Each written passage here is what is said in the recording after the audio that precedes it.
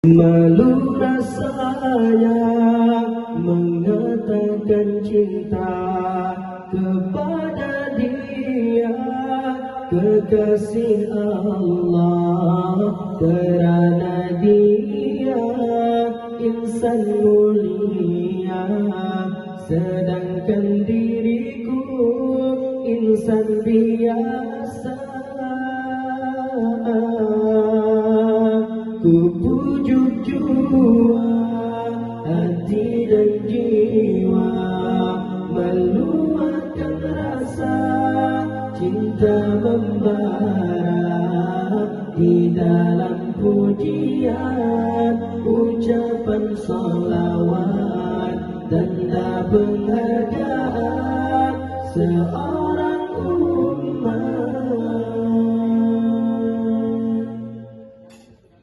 Selagi upaya ku turuti ajarannya, apa terdaya ku amalkan sunnahnya. Moga di dunia mendapat berkat, di akhirat sana beroleh syafaat. Kerana pribadinya aku terpesona, kerana budinya aku jatuh cinta. Rinduku padanya tiada terkata, nantikanlah daku di taman syurga. Sesungguhnya apa yang ku dambakan adalah cinta Allah yang esa, kerana cinta kepada Rasulullah berarti cinta kepada Allah.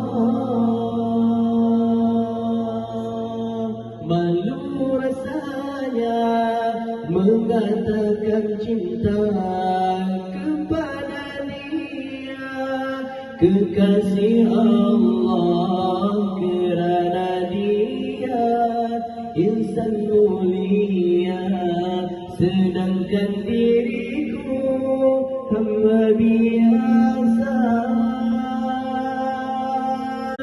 Ku pujuk jua hati dan jiwa, meluahkan rasa cinta membara di dalam pujian, ucapan salawat tanda penghargaan seorang umat. Selagi upaya ku turuti ajarannya, apa terdaya